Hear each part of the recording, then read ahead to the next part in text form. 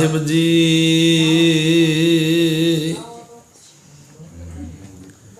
ਗਿਆਨ ਧਿਆਨ ਕਿਛ ਕਰਮ ਨ ਜਾਣਾ, ਸਾਰ ਨ ਜਾਣਾ ਤੇਰੀ।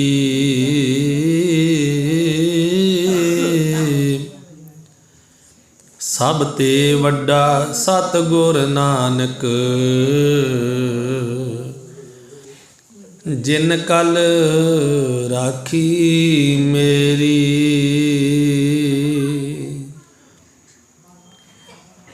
ਵਾਹਿਗੁਰੂ ਜੀ ਕਾ ਖਾਲਸਾ, ਵਾਹਿਗੁਰੂ ਜੀ ਕੀ ਫਤਿਹ। ਪਰਮ ਸਤਿਕਾਰਯੋਗ ਗੁਰੂ ਸਵਾਰੀ ਸਾਧ ਸੰਗਤ ਜੀ, ਵੱਡੇ ਭਾਗਾਂ ਵਾਲੇ ਹੋ ਜੋ ਰੋਜ਼ਾਨਾ ਸ਼ਾਮ ਨੂੰ ਸ੍ਰੀਮਾਨ ਸੰਤ ਬਾਬਾ ਗੁਰੂ ਬਖਸ਼ ਸਿੰਘ ਸਾਹਿਬ ਜੀ ਗੁਰਮਤਿ ਸੰਗੀਤ ਅਕੈਡਮੀ ਗੱਤਕਾ ਕਲੱਬ ਵਿੱਚ ਸਤਿਗੁਰਾਂ ਦੇ ਦਰਬਾਰ ਅੰਦਰ ਪਹੁੰਚ ਕਰਕੇ ਤੇ ਮਹਾਂਪੁਰਖਾਂ ਦੇ ਨਿਰਮਲ ਜੀਵਨ ਦੀ ਕਥਾ ਸਰਵਣ ਕਰ ਰਹੇ ਹੋ।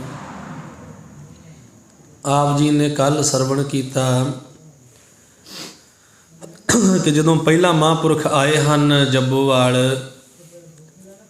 ਇੱਥੋਂ ਘੜਿਆਲ ਵਾਲੇ ਜਿਹੜੇ ਸੀਗੇ ਸੰਗਤ, ਉਹ ਇਕੱਠੀ ਹੋ ਕੇ ਆ ਕੇ ਮਹਾਂਪੁਰਖਾਂ ਨੂੰ ਇਹ ਕਹਿ ਕੇ ਵੀ ਜੇ ਤੁਸੀਂ ਸਾਡੇ ਨਾਲ ਜਾਓਗੇ ਤੇ ਤਾਂ ਕੁਝ ਛਕਣਾ, ਨਹੀਂ ਤੇ ਇੱਥੇ ਭੁੱਖਿਆਂ ਹੀ ਬੈਠੇ ਰਹਿਣਾ, ਕੁਝ ਵੀ ਨਹੀਂ ਛਕਣਾ, ਜਲ ਵੀ ਨਹੀਂ ਛਕਣਾ।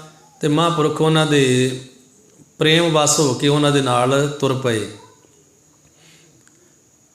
ਸੋ ਜੱਬੋਵਾਲ ਮੁੱਛੜਾਂ ਵਾਲਿਆਂ ਨੇ, ਰਾਏਪੁਰ ਵਾਲਿਆਂ ਨੇ ਰੋਕਿਆ ਵੀ ਮਹਾਂਪੁਰਖੋ ਨਾ ਜਾਓ, ਜਿਹੜੀ ਖੂਹੀ ਲੱਗ ਰਹੀ ਇਹਨੂੰ ਹੀ ਮੁਕੰਮਲ ਹੋ ਲੈਣ ਦਿਓ, ਜਦੋਂ ਮੁਕੰਮਲ ਹੋ ਜੂ ਫਿਰ ਚਲੇ ਜਾਇਓ। ਪਰ ਮਹਾਂਪੁਰਖ ਨਾ ਰੁਕੇ, ਇਹ ਕਹਿ ਗਏ ਕਿ ਫਿਰ ਆ ਜਾਵਾਂਗੇ। ਸੋ ਹੁਣ ਜਦੋਂ ਮਹਾਂਪੁਰਖ ਚਲੇ ਗਏ, ਥੋੜ੍ਹੀ ਜਿਹੀ ਆਵਾਜ਼ ਮੈਕ ਦੀ ਘਟਾ, ਜਦੋਂ ਮਹਾਂਪੁਰਖ ਚਲੇ ਗਏ, ਇੱਧਰ ਨਗਰ ਵਿੱਚ ਸੰਗਤਾਂ ਜਿਹੜੀਆਂ ਉਹ ਰੋਜ਼ ਹੀ ਯਾਦ ਕਰਦੀਆਂ ਵੀ ਮਹਾਂਪੁਰਖ ਕਦੋਂ ਆਉਣ। ਹੁਣ ਥੋੜ੍ਹੇ ਕੁ ਦਿਨ ਹੀ ਲੰਘੇ ਤੇ ਮਹਾਂਪੁਰਖਾਂ ਨੂੰ ਲੈਣ ਵਾਸਤੇ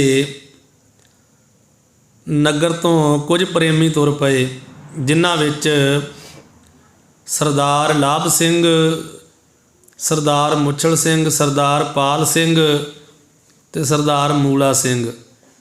ਇਹ ਚਾਰ ਪ੍ਰੇਮੀ ਇੱਥੋਂ ਸਲਾਹ ਕਰਕੇ ਗਏ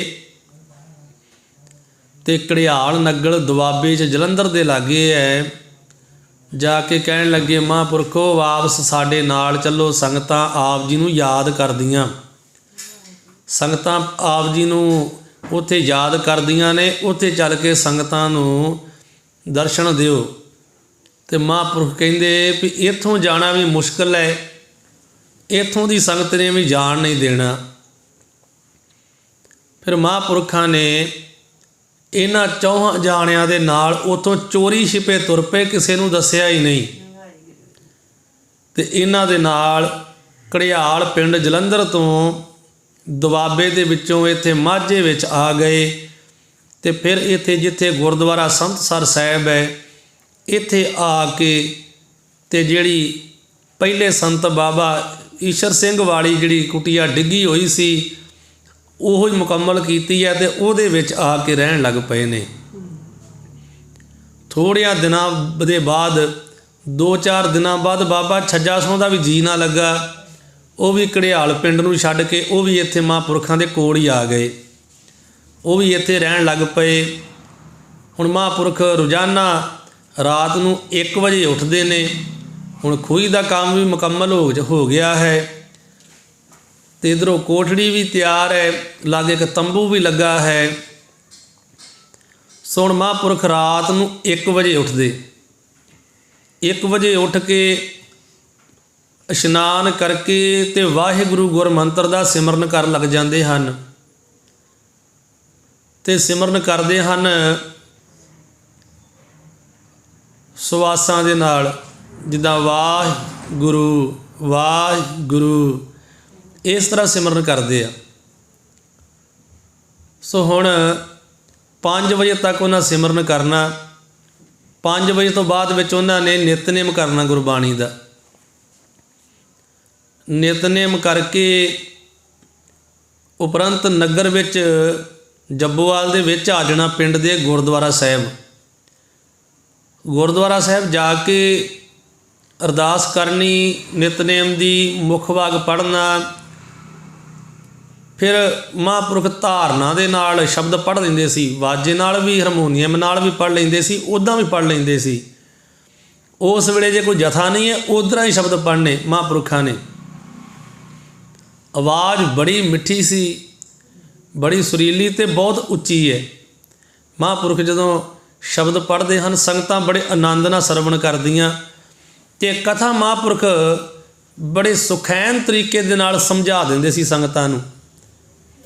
ਬੜੀ ਡੂੰਘਾਈ ਦੀ ਵਿਚਾਰ ਵੀ ਕਰਨੀ ਅਤੇ ਸਮਝਾ ਬੜੇ ਸੌਖੇ ਤਰੀਕੇ ਨਾਲ ਹੀ ਦੇਣੀ। ਸੋ ਹੁਣ ਇੱਦਾਂ ਕਰਦਿਆਂ ਕਰਦਿਆਂ ਸਮਾਂ ਜਿਹੜਾ ਹੈ ਉਹ ਲੰਘ ਰਿਹਾ ਹੈ। ਅਤੇ ਹੁਣ ਸਾਰੇ ਸੰਤ ਜੱਬੋਵਾਲ ਵਾਲੇ ਜਿਹੜੇ ਹਨ ਉਹ ਪ੍ਰਸਿੱਧ ਹੋ ਗਏ ਆ। ਹੁਣ ਤਾਂ ਘੜਿਆਲ ਵਾਲਿਆਂ ਨੂੰ ਵੀ ਪਤਾ ਲੱਗ ਗਿਆ, ਜਿਹੜੇ ਪਿੰਡੋਂ ਆਏ ਨਾ ਘੜਿਆਲ ਦੁਆਬੇ 'ਚੋਂ, ਹੁਣ ਤਾਂ ਉਹਨਾਂ ਨੂੰ ਵੀ ਪਤਾ ਲੱਗ ਗਿਆ ਕਿ ਮਹਾਂਪੁਰਖ ਪੱਕੇ ਜੱਬੋਵਾਲ ਵਾਲੇ ਹੋ ਗਏ। ਸੋ ਮਹਾਂਪੁਰਖ 23 ਦੇ ਵਿੱਚ ਗਏ ਸੀਗੇ, 1923 ਵਿੱਚ ਗਏ ਆ ਜੈਤੋ ਦੇ ਮੋਰਚੇ ਵਿੱਚ, ਅਤੇ 24 ਵਿੱਚ ਉੱਥੋਂ ਵਾਪਸ ਆਉਂਦੇ ਸ਼ਿਮਲੇ ਗਏ, ਅਤੇ ਸ਼ਿਮਲਿਓਂ ਬਾਅਦ ਵਿੱਚ 24 ਦੇ ਅਖੀਰ ਲਾਗੇ ਇੱਥੇ ਆ ਗਏ। 1924 ਦੇ ਵਿੱਚ ਅਖੀਰ ਜੇ ਤੇ ਇੱਥੇ ਆਏ ਆ ਅਤੇ ਚਲੇ ਗਏ, ਅਤੇ 25 ਦੇ ਵਿੱਚ ਮਹੀਨੇ ਦੇ ਵਿੱਚ ਹੀ ਫਿਰ ਵਾਪਸ ਆ ਗਏ ਆ। ਹੁਣ 1925 ਦੇ ਵਿੱਚ ਇੱਥੇ ਪੱਕਾ ਵਸੇਬਾ ਜਿਹੜਾ ਉਹ ਮਹਾਂਪੁਰਖਾਂ ਨੇ ਆਪਣਾ ਰਹਿਣ ਦਾ ਕਰ ਲਿਆ, ਵੀ ਇੱਥੇ ਰਹਿਣ ਲੱਗ ਪਏ। 1925 ਦੇ ਵਿੱਚ ਸ਼ੁਰੂ ਦੇ ਵਿੱਚ ਹੀ ਇਹ ਸਾਰੀ ਤਿਆਰੀ ਜਿਹੜੀ ਹੋਣ ਲੱਗ ਪਈ ਹੈ। ਇਹ ਪ੍ਰਸੰਗ ਆਪ ਜੀ ਨੇ ਕੱਲ੍ਹ ਸਰਵਣ ਕੀਤਾ ਹੈ। ਜਿਹੜਾ ਜੋੜ ਮੇਲਾ ਲੱਗਦਾ ਨਾ ਆਪਣੇ, ਇਹ 1926 ਨੂੰ ਆਰੰਭ ਹੋਇਆ ਸੀਗਾ ਪਹਿਲੀ ਵਾਰ। 1926 ਨੂੰ ਆਰੰਭ ਹੋਇਆ, ਅਤੇ ਹੁਣ ਜਦੋਂ 2026 ਆਉਣੀ, ਪੂਰਾ 100 ਸਾਲ ਹੋ ਜਾਣਾ ਹੈ। ਆ 21 ਹੈ, 5 ਕੁ ਸਾਲ ਰਹਿ ਗਏ ਜੀ, 100 ਸਾਲ ਪੂਰਾ ਹੋ ਜਾਣਾ ਜੋੜ ਮੇਲਾ ਲੱਗਦਿਆਂ ਨੂੰ। ਅਤੇ ਆਪਣੇ ਇਕੱਲਾ ਇੰਨਾ ਦੀ ਜਾਣਦੇ ਵੀ 2 ਭੰਗੂੜੇ ਲੱਗੇ ਆ, 3 ਲੱਗੇ ਆ, ਅਤੇ ਇੰਨੀਆਂ ਕੁ ਦੁਕਾਨਾਂ ਲੱਗੀਆਂ। ਇੱਧਰ ਗੁਰੂ ਕੇ ਲੰਗਰ ਤਿਆਰ ਆ। ਬਾਕੀ ਜਿਹੜੀ ਪੜਚੋਲ ਕੋਈ ਵਿਚਾਰ ਹੈ ਨਾ, ਉਹਦੇ ਬੰਨੇ ਕਿਸੇ ਦਾ ਜੇ ਧਿਆਨ ਨਹੀਂ ਹੈ। 100 ਸਾਲ ਜਿਹੜਾ ਉਹ ਅੱਜ ਤੋਂ 5 ਸਾਲਾਂ ਨੂੰ ਹੋ ਜਾਣਾ। ਅੱਜ ਤੋਂ 100 ਸਾਲ ਆਪਣੇ ਪਿੰਡ ਦਾ ਨਕਸ਼ਾ ਕੀ ਸੀ ਅਤੇ ਅੱਜ ਕੀ ਹੈ, ਇਹ ਉਹੀ ਜਾਣਦੇ ਆ ਜਿਨ੍ਹਾਂ ਨੇ ਉਹ ਵੇਖਿਆ ਹੋਵੇਗਾ। ਸੋ ਹੁਣ ਮਹਾਂਪੁਰਖਾਂ ਦੇ ਸਮੇਂ ਇੱਕ ਪਿੰਡ ਹੈ ਹੁਣ ਆਪਣੇ ਲਾਗੇ ਸ਼ਾਹਪੁਰ, ਸਗਰਾਵਾਂ ਦੇ ਅਗਲੇ ਬੰਨੇ ਪਿੰਡ ਹੈ ਸ਼ਾਹਪੁਰ। ਇਹਨਾਂ ਪਿੰਡਾਂ ਦੇ ਵਿੱਚ ਹੁਣ ਕਮੋਹ ਸਿੰਘਾਂ ਦੀ ਬਰਾਦਰੀ ਹੈ। ਸ਼ਾਹਪੁਰ, ਰਸੂਲਪੁਰ, ਸਗਰਾਵਾਂ, ਤਲਵੰਡੀ, ਮਾਲੋਵਾਲ। ਇਹਦੋਂ ਪਹਿਲਾਂ ਮਹਾਂਪੁਰਖਾਂ ਦਾ ਜਿਹੜਾ ਸਮਾਂ ਹੈ ਨਾ, ਉਸ ਸਮੇਂ ਜੇ ਪਾਕਿਸਤਾਨ ਨਹੀਂ ਸੀ ਬਣਿਆ, ਉਦੋਂ ਇੱਥੇ ਮੁਸਲਮਾਨ ਰਹਿੰਦੇ ਸੀਗੇ। ਪਾਕਿਸਤਾਨ 'ਤੇ ਉਹ ਜਿਹੜੀ ਵੰਡ ਹੋਈ ਉਹ 47 ਵਿੱਚ ਹੋਈ ਹੈ ਨਾ। ਇਹ ਹੁਣ ਗੱਲ ਹੈ 1925 ਦੀ। ਉਸ ਵੇਲੇ ਇਹਨਾਂ ਪਿੰਡਾਂ ਦੇ ਵਿੱਚ ਰਹਿੰਦੇ ਸੀ ਮੁਸਲਮਾਨ, ਅਤੇ ਇਹਨਾਂ ਪਿੰਡਾਂ ਦੇ ਨਾਲ ਲੱਗਦਾ ਸੀ ਸ਼ਾਹਪੁਰ ਡੋਗਰਾ। ਹੁਣ ਇਹਨੂੰ ਡੋਗਰਾ ਨਹੀਂ ਕਹਿੰਦੇ, ਹੁਣ ਇਕੱਲਾ ਹੀ ਸ਼ਾਹਪੁਰ ਕਹਿੰਦੇ। ਉਦੋਂ ਇਹਨੂੰ ਸ਼ਾਹਪੁਰ ਡੋਗਰਾ ਕਹਿੰਦੇ ਸੀਗੇ। ਹੁਣ ਵੀ ਆ ਕੁਝ ਪਿੰਡ ਹੈ ਨਾ, ਤਲਵੰਡੀ ਡੋਗਰਾ, ਵਡਾਲੀ ਡੋਗਰਾ, ਇਹ ਮੁਸਲਮਾਨਾਂ ਦੇ ਪਿੰਡ ਆ, ਅਤੇ ਉਹਨਾਂ ਦੇ ਨਾਂ ਚੇਂਜ ਨਹੀਂ ਹੋਏ, ਉਹ ਡੋਗਰਾ ਨਾਲ ਹੀ ਤੁਰਿਆ ਆਉਂਦਾ। ਹੁਣ ਤਾਂ ਕੰਬੋਜ ਰਹਿੰਦੇ ਉਹਨਾਂ ਪਿੰਡਾਂ 'ਚ, ਵਡਾਲੀ ਵੀ ਅਤੇ ਤਲਵੰਡੀ ਵੀ। ਪਰ ਇੱਥੇ ਹੁਣ ਸ਼ਾਹਪੁਰ ਡੋਗਰਾ ਕੋਈ ਨਹੀਂ ਕਹਿੰਦਾ, ਪਰ ਹੈ ਉਸ ਵੇਲੇ ਇਹਨੂੰ ਵੀ ਡੋਗਰਾਂ ਦਾ ਹੀ ਸ਼ਾਹਪੁਰ ਕਿਹਾ ਜਾਂਦਾ ਸੀ। ਕਿਉਂਕਿ ਸ਼ਾਹਪੁਰ ਹੋਰ ਵੀ ਹੈ ਨਾ ਬਤਾਲੇ ਵੱਲ, ਇਹਨੂੰ ਸ਼ਾਹਪੁਰ ਡੋਗਰਾ ਕਿਹਾ ਜਾਂਦਾ ਸੀ। ਅਤੇ ਇੱਥੋਂ ਦਾ ਇੱਕ ਮੁਸਲਮਾਨ ਹੈ, ਉਹ ਮੁਸਲਮਾਨ ਜਿਹੜਾ ਉਹਦਾ ਨਾਂ ਫਤਿਹਦੀਨ ਹੈ। ਸੋ ਉਹ ਮੁਸਲਮਾਨ ਫਤਿਹਦੀਨ ਜਿਹੜਾ ਨਾ, ਉਹ 54-55 ਸਾਲ ਦੀ ਉਮਰ ਦਾ ਸੀ ਉਸ ਵੇਲੇ।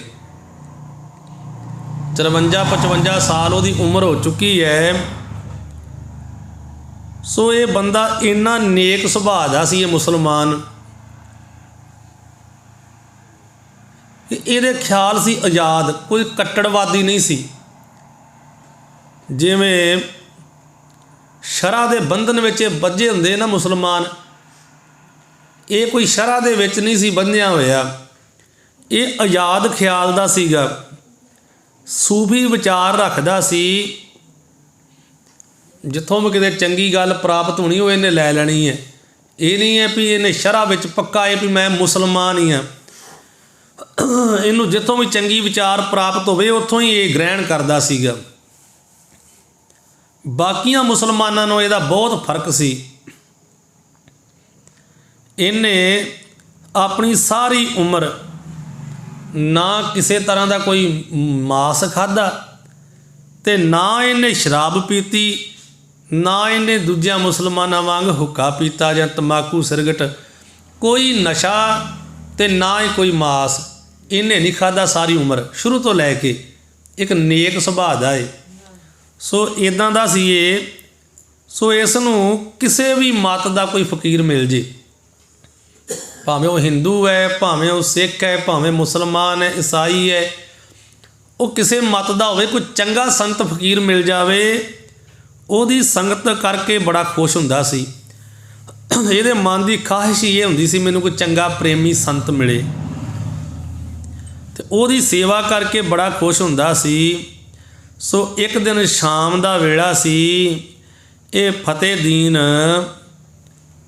ਇਹ ਇੱਧਰ ਜੱਬੋਵਾਲ ਨੂੰ ਟਾਂਗਰੇ ਵੱਲੋਂ ਆ ਰਿਹਾ ਸੀ, ਅਤੇ ਜੱਬੋਵਾਲ ਨੂੰ ਆਉਂਦਿਆਂ ਹੋਇਆਂ ਇਹ ਕੱਚਾ ਰਸਤਾ ਸੀ ਉਸ ਵੇਲੇ, ਅਤੇ ਪਿੰਡ ਲਾਗੇ ਆ ਕੇ ਇਹਨੂੰ ਪਤਾ ਲੱਗਾ ਵੀ ਇੱਕ ਸੰਤ ਫਕੀਰ ਇੱਥੇ ਵੀ ਆਏ ਆ, ਅਤੇ ਇਹ ਮਹਾਂਪੁਰਖਾਂ ਦੇ ਡੇਰੇ ਵੱਲ ਚਲੇ ਗਿਆ, ਜਿੱਥੇ ਅੱਜ ਸੰਸਰ ਸਾਹਿਬ ਗੁਰਦੁਆਰਾ ਏ। ਇੱਥੇ ਸੰਘਣੀਆਂ ਟਾਹਲੀਆਂ, ਇੱਥੇ ਉਸ ਵੇਲੇ ਮੜੇ ਹੁੰਦੇ ਸੀਗੇ, ਧੋੜੇ ਸੀ, ਕਿਤੇ ਟੋਆ ਕਿਤੇ ਧੋੜੇ, ਭਿਆਨਕ ਥਾਂ ਸੀ ਉਸ ਵੇਲੇ ਇੱਧਰਲਾ ਇਲਾਕਾ। ਕੋਈ ਇੱਦਾਂ ਜਿੱਦਾਂ ਹੁਣ ਅੱਡਾ, ਇੱਦਾਂ ਦਾ ਕੋਈ ਅੱਡਾ ਥੋੜ੍ਹਾ ਸੀ ਉਸ ਵੇਲੇ। ਪਿੰਡ ਵੀ ਹਟਵਾਂ ਏ। ਉਹਨੂੰ ਪਤਾ ਲੱਗਾ ਟਾਂਗਰੇ ਆਉਂਦਾ, ਉਹ ਇੱਧਰ ਨੂੰ ਹੋ ਗਿਆ ਅਤੇ ਮਹਾਂਪੁਰਖਾਂ ਦੇ ਡੇਰੇ ਕੋਲ ਚਲਿਆ ਗਿਆ, ਜਿੱਥੇ ਮਹਾਂਪੁਰਖਾਂ ਦਾ ਸਥਾਨ ਹੈ। ਸੋ ਉਸ ਵੇਲੇ ਮਹਾਂਪੁਰਖ ਜਿਹੜੇ ਨਾ ਉਹ ਗੁਫਾ ਦੇ ਅੰਦਰ ਸਨ, ਅਤੇ ਭਾਈ ਛੱਜਾ ਸਿੰਘ ਜਿਹੜੇ ਉਹ ਬਾਹਰ ਬੈਠੇ ਸੀਗੇ। ਅਤੇ ਜਦੋਂ ਇਹ ਲਾਗੇ ਫਤਿਹਦੀਨ ਆਇਆ, ਇਹ ਆ ਕੇ ਭਾਈ ਛੱਜਾ ਸਿੰਘ ਜੀ ਨੂੰ ਕਹਿਣ ਲੱਗਾ, ਕਹਿੰਦਾ ਮੈਨੂੰ ਮਾਲੂਮ ਹੁੰਦਾ ਹੈ ਇੱਥੇ ਰੱਬ ਦੀਆਂ ਰਹਿਮਤਾਂ ਦਾ ਦਰਿਆ ਵਗਦਾ ਏ, ਅਤੇ ਮੇਰੇ ਉੱਤੇ ਵੀ ਰਹਿਮ ਕਰ ਦਿਓ। ਕਿਉਂਕਿ ਇਹਨੂੰ ਪਤਾ ਨਹੀਂ ਨਾ ਵੀ ਸੰਤ ਕੌਣ ਆ, ਅੰਦਰ ਆ ਜਾਂ ਇਕੱਲਾ ਬਾਬਾ ਛੱਜਾ ਸਿੰਘ ਹੀ ਬੈਠਾ ਜਿਹੜਾ ਲਾਂਗਰੀ ਹੈਗਾ, ਤਾਂ ਉਹ ਵੀ ਬੜਾ ਬੰਦਗੀ ਵਾਲਾ ਸੀਗਾ। ਉਹ ਬਾਹਰ ਬੈਠਾ ਹੈ, ਸੰਤ ਗੁਫਾ ਦੇ ਅੰਦਰ ਸਿਮਰਨ ਕਰਨ ਡਏ ਆ, ਸ਼ਾਮ ਦਾ ਸਮਾਂ ਹੈ। ਇਹ ਕਹਿਣ ਲੱਗਾ ਕਿ ਮਹਾਂਪੁਰਖੋ ਮੈਨੂੰ ਪਤਾ ਲੱਗਾ ਵੀ ਇੱਥੇ ਰਹਿਮਤਾਂ ਦੇ ਦਰਿਆ ਵਗਦੇ ਆ, ਮੇਰੇ 'ਤੇ ਵੀ ਕਿਰਪਾ ਕਰ ਦਿਓ, ਕੋਈ ਬੂੰਦ ਮੇਰੇ 'ਤੇ ਵੀ ਰਹਿਮਤਾਂ ਦੀ ਪਾ ਦਿਓ। ਅਤੇ ਗਾੜੀ ਦਿਲੋਂ ਇਹਨੇ ਬੜਾ ਸਤਿਕਾਰ ਕੀਤਾ। ਤਕਸੀਰ ਸੋ ਕਹਿੰਦਾ ਵੀ ਮੇਰਾ ਮਨ ਜਿਹੜਾ ਕਲਪਦਾ ਰਹਿੰਦਾ ਹੈ, ਦਿਲ ਨੂੰ ਨਾ ਸ਼ਾਂਤੀ ਨਹੀਂ ਆਉਂਦੀ, ਠੰਡ ਨਹੀਂ ਪੈਂਦੀ, ਦਿਲ ਮੇਰਾ ਤੜਫਦਾ ਹੀ ਰਹਿੰਦਾ ਹੈ, ਮੇਰੇ 'ਤੇ ਕਿਰਪਾ ਕਰ ਦਿਓ। ਅਤੇ ਭਾਈ ਸੱਜਾ ਸਿੰਘ ਜੀ ਗਾੜੀ ਕਹਿਣ ਲੱਗੇ, ਕਹਿੰਦੇ ਗੁਰਮੁਖਾ ਜੇ ਤੇ ਪ੍ਰਸ਼ਾਦਾ ਛਕਣਾ ਤਾਂ ਮੈਨੂੰ ਦੱਸ, ਮੈਂ ਤੈਨੂੰ ਪ੍ਰਸ਼ਾਦਾ ਛਕਾ ਦਿੰਦਾ ਹਾਂ। ਅਤੇ ਜੇ ਕੁਝ ਹੋਰ ਕਹਿਣਾ ਹੈ ਤਾਂ ਸੰਤ ਜੀ ਨੇ 8 ਵਜੇ ਰਾਤ ਨੂੰ ਬਾਹਰ ਆਉਣਾ ਹੈ ਅੰਦਰੋਂ ਗੁਫਾ ਦਿਓ। ਹੋਰ ਕੋਈ ਗੱਲ ਹੈ ਤਾਂ ਉਹ ਸੰਤਾਂ ਨਾਲ ਕਰ ਲਈ, ਮੈਂ ਤਾਂ ਤੈਨੂੰ ਪ੍ਰਸ਼ਾਦਾ ਛਕਾ ਸਕਦਾ, ਮੇਰੇ ਕੋਲੋਂ ਪ੍ਰਸ਼ਾਦਾ ਛਕ ਲੈ। ਅਤੇ ਜੇ ਪ੍ਰਸ਼ਾਦੇ ਤੋਂ ਬਗੈਰ ਤੈਨੂੰ ਕੋਈ ਹੋਰ ਕੰਮ ਹੈ ਅਤੇ ਰਾਤ ਨੂੰ 8 ਵਜੇ ਸੰਤਾਂ ਨੇ ਗੁਫਾ ਤੋਂ ਬਾਹਰ ਆਉਣਾ ਹੀ, ਉਹ ਗੱਲ ਫਿਰ ਤੂੰ ਹੋਰ ਕੋਈ ਸੰਤਾਂ ਨਾਲ ਕਰ ਲਈ। ਸੋ ਉਸ ਵੇਲੇ ਇਹਨੇ ਸੋਚਿਆ ਵੀ ਕਦੋਂ 8 ਵਜਣੇ ਰਾਤ ਨੂੰ, ਅਤੇ ਮੈਂ ਇੱਥੇ ਬੈਠਾ ਰਹੂੰਗਾ, ਘਰ ਵੀ ਨਹੀਂ ਦੱਸਿਆ, ਘਰ ਦੇ ਫਿਕਰ ਕਰਨਗੇ, ਕਈ ਗੱਲਾਂ ਮਨੁੱਖ ਸੋਚਦਾ ਏ। ਅਤੇ ਇੰਨੀ ਗੱਲ ਸੁਣ ਕੇ ਇਹ ਚਲਿਆ ਗਿਆ ਇੱਥੋਂ। ਆਪਣੇ ਪਿੰਡ ਨੂੰ ਚਲਿਆ ਗਿਆ। ਤੇ ਸੰਤ ਬਾਬਾ ਗੁਰਬਖਸ਼ ਸਿੰਘ ਜੀ ਨਿਤ ਵਾਂਗੂ ਹੀ 8 ਵਜੇ ਹੀ ਆਉਂਦੇ ਸੀ ਬਾਹਰ ਨੂੰ, ਰੋਜ਼ਾਨਾ ਗੁਫਾ ਤੋਂ ਬਾਹਰ। ਇਹ ਉਦਣ ਚਲਿਆ ਗਿਆ ਤੇ ਅਗਲੇ ਦਿਨ ਫਿਰ ਆ ਗਿਆ। ਅਗਲੇ ਦਿਨ ਆਪਣੇ ਘਰ ਦੱਸ ਕੇ ਤੇ ਉਹ ਸ਼ਾਮਾਂ ਨੂੰ ਉਸੇ ਸਮੇਂ ਨੂੰ ਹੀ ਆ ਗਿਆ ਜਦੋਂ ਕਿ ਮਹਾਂਪੁਰਖਾਂ ਨੇ ਬਾਹਰ ਆਉਣਾ ਏ। ਸ਼ਾਮਾਂ ਨੂੰ ਆਣ ਬੈਠਾ। ਸੰਤ ਬਾਬਾ ਗੁਰਬਖਸ਼ ਸਿੰਘ ਸਾਹਿਬ ਜੀ ਗੁਫਾ ਤੋਂ ਬਾਹਰ ਆਏ ਤੇ ਫਤਿਹਦੀਨ ਆਇਆ ਤੇ ਸਾਹਮਣੇ ਆ ਕੇ ਬੜੇ ਅਦਬ ਦੇ ਨਾਲ ਇਹਨੇ ਝੁਕ ਕੇ ਮਹਾਂਪੁਰਖਾਂ ਨੂੰ ਸਲਾਮ ਕੀਤੀ ਹੈ। ਤੇ ਸਲਾਮ ਕਰਦਾ ਹੋਇਆ ਬੈਠ ਗਿਆ। ਆਖਣ ਲੱਗਾ, ਮੇਰੇ ਤੇ ਰਹਿਮ ਕਰੋ, ਕਿਰਪਾ ਕਰੋ, ਜਿਸ ਤੇ ਮੇਰਾ ਮਨ ਜਿਹੜਾ ਉਹ ਸੁਖੀ ਹੋ ਜਾਵੇ। ਮਹਾਂਪੁਰਖ ਕਹਿੰਦੇ, ਪ੍ਰੇਮੀਆਂ ਕਿਹੜੀ ਚੀਜ਼ ਦੀ ਲੋੜ ਹੈ ਦੱਸ। ਕਹਿਣ ਲੱਗਾ, ਮਹਾਂਪੁਰਖੋ ਪੁੱਤਰ ਵੀ ਆ, ਧੀਆਂ ਵੀ ਆ, ਔਰਤ ਵੀ ਆ, ਮੇਰੀ ਜ਼ਮੀਨ ਵੀ ਹੈਗੀ, ਮੇਰੇ ਮਕਾਨ ਵੀ ਬਣੇ ਆ, ਤੇ ਸਭ ਕੁਝ ਹੁੰਦਿਆਂ ਹੋਇਆਂ ਮੇਰੇ ਦਿਲ ਨੂੰ ਆਰਾਮ ਨਹੀਂ ਹੈਗਾ। ਦਿਲ ਮੇਰਾ ਬੇਚੈਨ ਰਹਿੰਦਾ ਏ। ਹੈਗਾ ਮੇਰੇ ਕੋਲ ਸਾਰਾ ਕੁਝ ਹੀ ਹੈ, ਪਰ ਦਿਲ ਨੂੰ ਚੈਨ ਨਹੀਂ ਹੈਗਾ, ਕੋਈ ਆਰਾਮ ਨਹੀਂ ਹੈਗਾ। ਕੋਈ ਐਸੀ ਜੁਗਤ ਦੱਸੋ ਜੋ ਮਨ ਨੂੰ ਸ਼ਾਂਤੀ ਆ ਜਾਵੇ, ਮਨ ਟਿਕ ਜਾਵੇ। ਇਹ ਆਖਦਾ ਹੋਇਆ ਉਹ ਐਸਾ ਪ੍ਰਤੀਤ ਹੋ ਰਿਹਾ ਸੀਗਾ ਕਿ ਸੱਚੇ ਦਿਲੋਂ ਜਿਵੇਂ ਕੋਈ ਰੱਬ ਦੀ ਖੋਜ ਲਈ ਪੱਕਾ ਜਗਿਆਸੂ ਤਰਲੇ ਕਰਦਾ ਹੋਵੇ ਅਤੇ ਦੁਨੀਆਦਾਰੀ ਚੰਗੀ ਜਾਣੂ ਹੋ ਕੇ ਇਹਦੀ ਫੋਕੀ ਤੇ ਝੂਠੀ ਪ੍ਰੀਤੀ ਤੋਂ ਉਦਾਸ ਹੋ ਕੇ ਸੌਂ ਕੇ ਮਾਰਫਤ ਵਿੱਚ ਜਾਗਣਾ ਚਾਹੁੰਦਾ ਹੋਵੇ।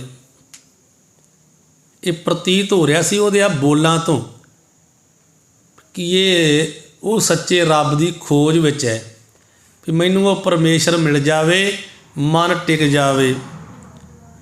ਸੋ ਸੰਤ ਮਹਾਂਪੁਰਖਾਂ ਨੇ ਇਹਦੇ ਮਨ ਦੀ ਵੈਰਾਗ ਭਰੀ ਤੜਫ ਨੂੰ ਜਾਣਿਆ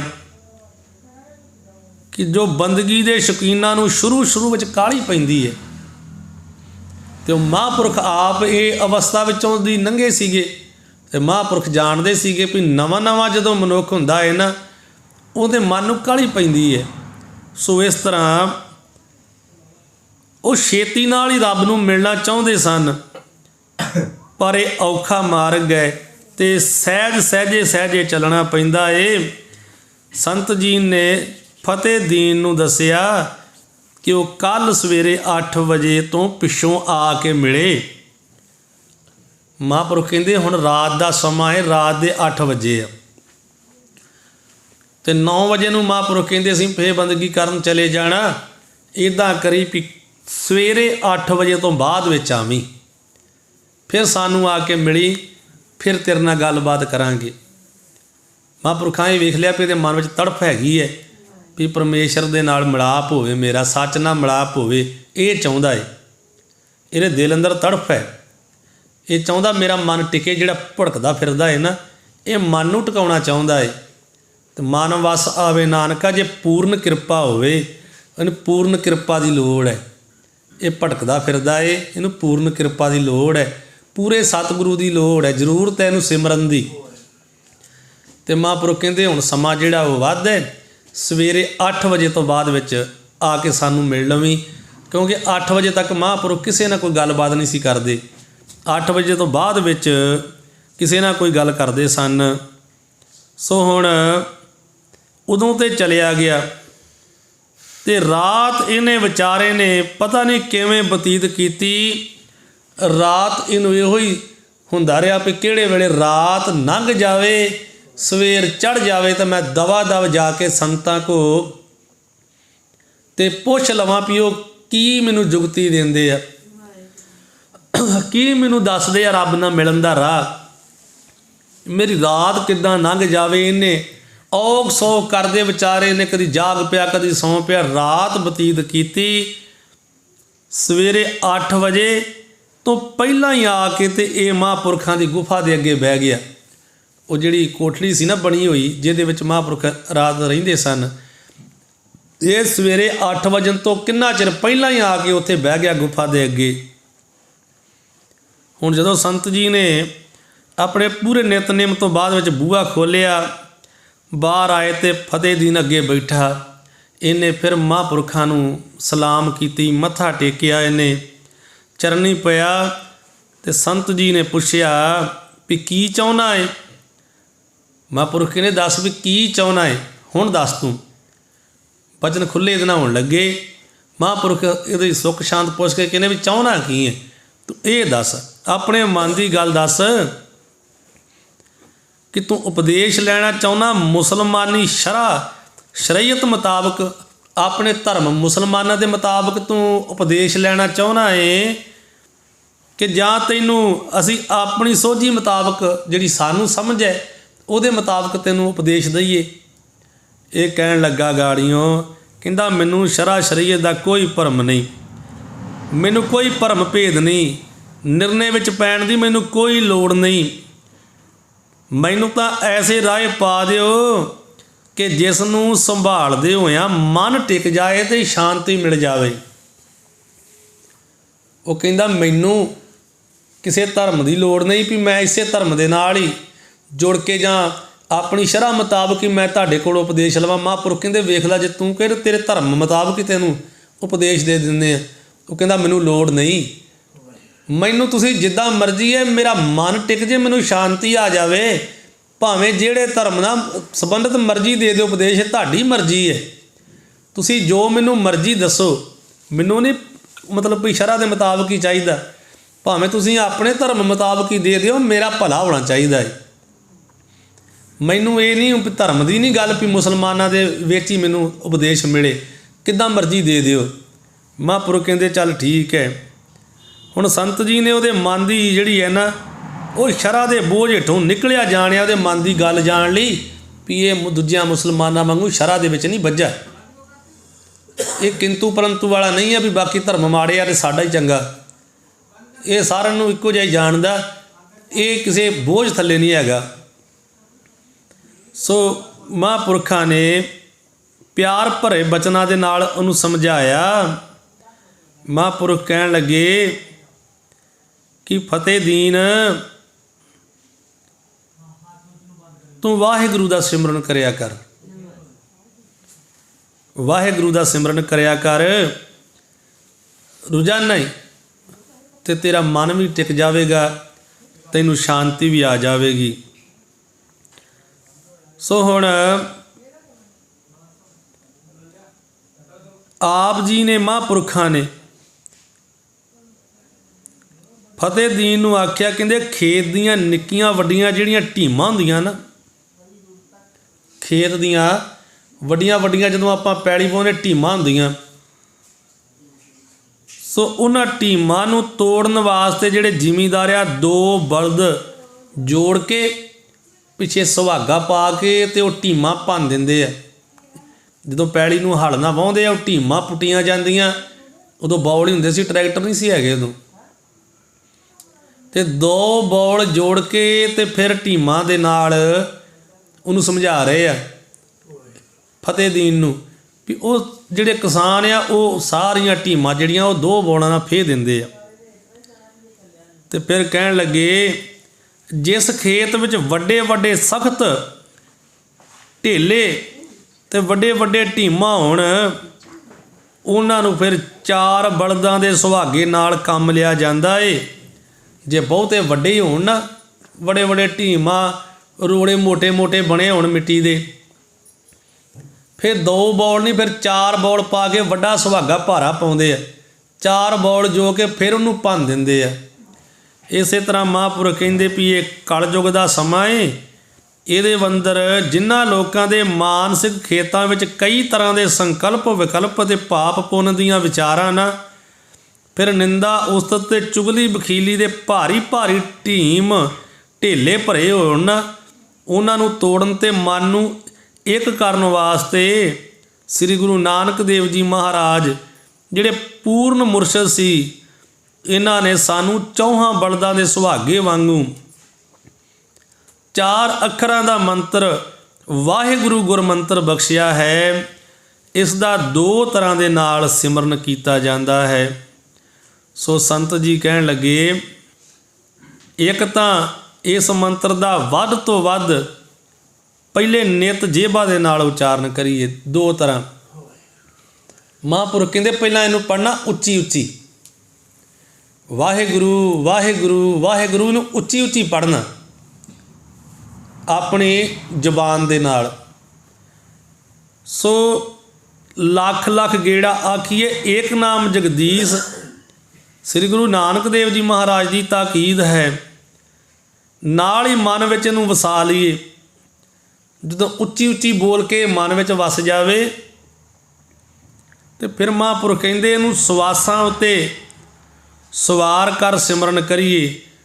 ਜੋ ਸਵਾਸ ਦੇ ਉਠਾਓ ਨਾਲ ਵਾਹੇ ਤੇ ਟਿਕਾਓ ਨਾਲ ਗੁਰੂ ਨੂੰ ਮਿਲਾਉਂਦੇ ਹੋਇਆਂ ਵਾਹਿਗੁਰੂ ਗੁਰਮੰਤਰ ਦਾ ਅਭਿਆਸ ਵਧਾਈਏ। ਇਹ ਸਹਿਜ ਯੋਗ ਐਸੀ ਅਵਸਥਾ ਦੇ ਪ੍ਰਪੱਕ ਹੋਣ ਨਾਲ ਸਹਿਜੇ ਫਿਰ ਮਨ ਨੂੰ ਸ਼ਾਂਤੀ ਨਸੀਬ ਹੁੰਦੀ ਹੈ ਅਤੇ ਜਿਹੜੀ ਮਨ ਦੀ ਭਟਕਣਾ ਨਾ ਉਹ ਮਿਟ ਜਾਂਦੀ ਹੈ। ਜਿਵੇਂ ਹੁਣ ਤਰਮਾਲੇ ਵਾਲੇ ਵੀ ਕਰਾਉਂਦੇ ਸਿਮਰਨ, ਇੱਦਾਂ ਹੀ ਕਰਾਉਂਦੇ ਆ। ਇਹ ਹੁਣ ਕਰਾਉਂਦੇ ਆ ਨਾ, ਇਹ ਕਹਿੰਦੇ ਵੀ ਅਸੀਂ ਖੋਜ ਕੀਤੀ ਹੈ। ਪਰ ਮਹਾਂਪੁਰਖਾਂ ਨੇ ਵੇਖੋ ਕਿੰਨੇ ਸਾਲ ਪਹਿਲਾਂ ਦੀ ਖੋਜ ਕੀਤੀ ਹੋਈ ਹੈ। ਕਹਿੰਦੇ ਵੀ ਵਾਹਿਗੁਰੂ ਸਵਾਸਾਂ ਦੇ ਨਾਲ ਕਰਨਾ ਹੈ।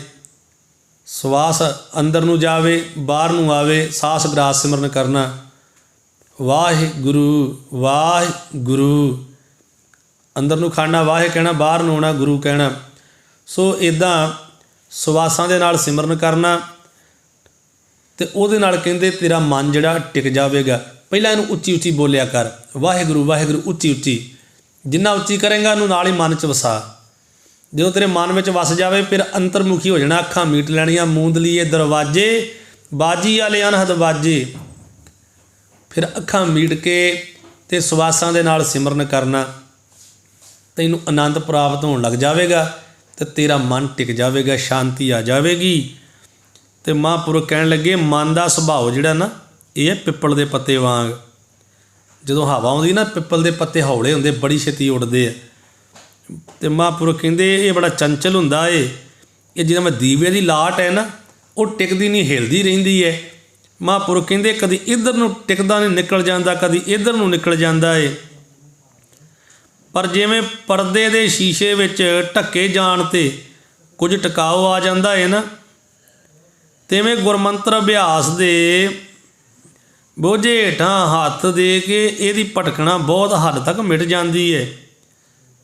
ਇੱਕ ਹੋਰ ਵਿਚਾਰ ਇਹ ਵੀ ਮਹਾਂਪੁਰਖ ਕਹਿੰਦੇ ਜਿਤਨਾ ਚੰਚਲ ਅਤੇ ਚਤਰ ਘੋੜਾ ਹੋਵੇ ਨਾ ਉਹਨਾਂ ਦੀ ਕੀਮਤ ਵੀ ਓਨੀ ਜ਼ਿਆਦਾ ਹੁੰਦੀ ਹੈ। ਜਿੰਨਾ ਹੀ ਘੋੜਾ ਚਲਾਕ ਤਗੜਾ ਹੋਵੇ ਨਾ, ਚੰਚਲ ਹੋਵੇ, ਫੁਰਤੀਲਾ ਘੋੜਾ ਹੋਵੇ, ਉਹਦੀ ਕੀਮਤ ਵੀ ਓਨੀ ਹੀ ਜ਼ਿਆਦਾ ਹੁੰਦੀ ਹੈ।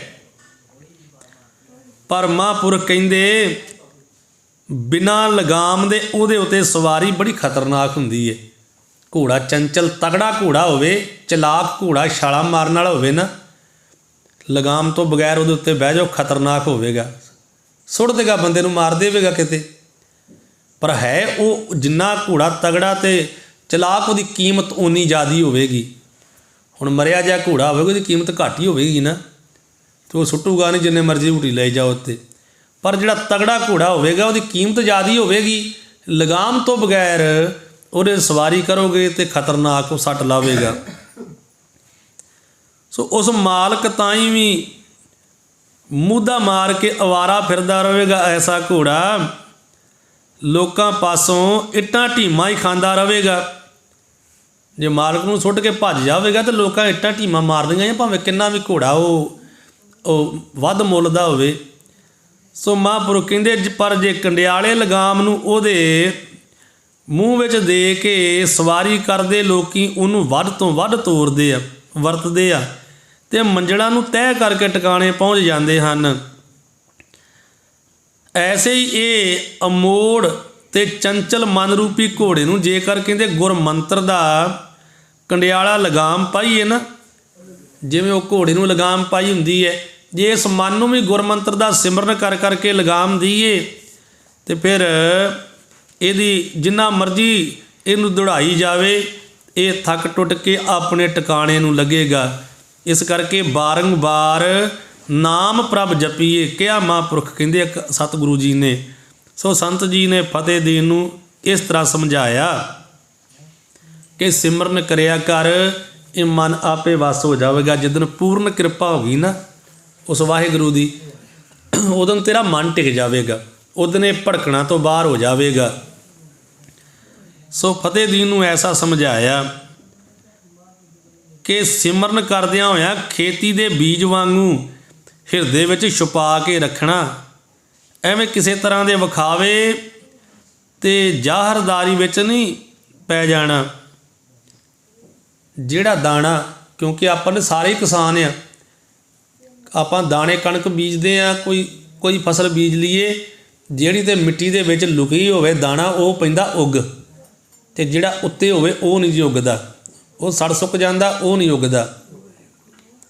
इदां महापुरख कहंदे जे ते तू सिमरन करेंगा तो सिमरन करेंगा अपने आप च रह के, इनू लुको के रखेंगा तो ये जरूर तेनू फायदा हो, तेरा मन टिकेगा। पर जे एवें लोक विखावा करेंगा ना भी मैं बड़ा सिमरन करदा, कई माड़ा फिरनगे विखा विखा के उच्चे हथ कर करके, जे इहो जे काम करेंगा ना भी मैं सिमरन बड़ा करदा, मेरे वर्गा और कोई नहीं, तो फिर नहीं महापुरख कहते कोई फायदा होना। जिहड़ा दाना धरती दे हेठां चले जावे वो ही उगदा दबिया होया ही, लुकिया होया ही, ते जिहड़ा उत्ते पिया होवे वो दिखदा जरूर है पर उगदा नहीं है। इस करके महापुरख कहंदे एवें लोक विखावा ना करन लग पई, फेर नहीं कोई फायदा होना, मैं सिमरन करदा वां। सो इस तरह महापुरख कहंदे कि सवास ग्रास जिहड़ा ये सिमरन कर, सवासां दे उठाओ नाल वाहे, फिर टकाओ समय गुरु उचारण करदा जा। वाहेगुरु गुरमंत्र दे सिमरन दी सुखैन तो सुखैन रीति है। उठदियां बहिंदियां चलदियां फिरदियां होयां भी जे ਉਹਨੂੰ पढ़ी जाना है, सुरत करके सवासां नाल निभाई ते कमाई कीती जाती है। इस विधि नूं सुन के समझ के जिहड़ा फतेह दीन बड़ा खुश होया। ਇਹਦੇ भाग जागे जो गुरमुख रसना राही गुरु घर दे सब तो उत्तम प्रसाद ते बख्शिश नूं पाया। ਇਹਦੀ सुरत टिक गई, सिमरन विच जुड़ चुका सी, सीस नवाउंदा होया अपने घर नूं चलिया गया, शाहपुर पिंड नूं वापस चलिया गया। महापुरखों ने समझाता भी विखावा नहीं करना, सिमरन करना है तो उस अकाल पुरख वाहिगुरू का मन जोड़ के करना है, तो वह विखावा नहीं करना। ये ना होवे लोकां नूं विखाउंदा रहे तो वह फायदा कोई ना होवे। सो इदां महापुरखों के कोलों इन्हें उपदेश प्राप्त किया। वाहिगुरू गुरमंत्र है जप हौमे खोई। जदों मनुख इनू मन टिका के ते सिमरन करदा है, मन विचों जिहड़ी हौमे वो दूर हो जाती, हंकार दूर हो जाता है, मन पवित्र हो जाता है। जदों मन पवित्र हो गया तो गल सारी मन दी है। जदों मन टिक गया सो वो मन वस विच आ गया। जिद्दां महापुरख जिहड़े आ ना उन्हां दा मन जिहड़ा वो टिकिया हुंदा है, तो मन जिहड़ा है ना वो जदों भी जिहड़े काम की लोड़ पैंदी है, सिमरन करना है, कोई चंगे काम करने आ, उस वेले वो महापुरखों का मन जिहड़ा है वो कोमल है, पवित्र है, वो ये दूजिਆਂ ਨੂੰ भी नाल जोड़दा है। जिवें महापुरखों ने इनू जिहड़ा फतेह दीन है इनू जोड़ता गुरमंत्र दे नाल भी तू गुरमंत्र दा सिमरन कर। हुण इन्हें सिमरन करना, इहदा मन टिक जाना, इहदा मन जिहड़ा वो पवित्र हो जाना, इन्हें इहदे मन ने होरनां नूं गांह जोड़ना। सो इदां करके महापुरखों ने उन्होंने उपदेश दे करके निहाल किया। सो इतों तक का प्रसंग आप जी ने अज सरवण किया है। ये हुण एक बारी अपने पिंड चले गया जिहड़ा फतेह दीन है, ये हुण थोड़े क दिनों बाद सिमरन करके ना इनू आनंद आवेगा। ये अपने मन की बिरती दसण वास्ते फिर संतां दे कोल आ जावेगा, क्योंकि संतां नाल इहदा प्रेम ही बन गया। जो चाहुंदा सी वो प्राप्त हो गया, जिहड़ा इहनूं किते नहीं सी मिलिया भटकदा सीगा वो इहनूं इथों महापुरखों के कोलों उपदेश मिले गया, तो वो नाल ढंग तरीका भी महापुरखों ने दस दिता। वो हुण ढंग तरीका मिल गया, इहनूं आनंद आवेगा। थोड़े क दिनों बाद ये महापुरखों के कोल फिर वापस इत्थे आके अपनी पहली साखी कहानी सुणावेगा। वो आप जी कल नूं सरवण करोगे। सतगुरु कृपा करन, होईयां भुलां गलतियां दी माफ़ी बख्शण, ਅਗਾਂਹ ਵਾਸਤੇ ਸਮੱਤ ਬਖਸ਼ਣ। ਲੋਕ ਸੁਖੀਏ ਪ੍ਰਲੋਕ ਸੁਹੇਲੇ, ਨਾਨਕ ਹਰ ਪ੍ਰਭ ਆਪੇ ਮੇਲੇ ਦੀ ਦਾਤ ਬਖਸ਼ਣ। ਵਾਹਿਗੁਰੂ ਜੀ ਕਾ ਖਾਲਸਾ, ਵਾਹਿਗੁਰੂ ਜੀ ਕੀ ਫਤਿਹ।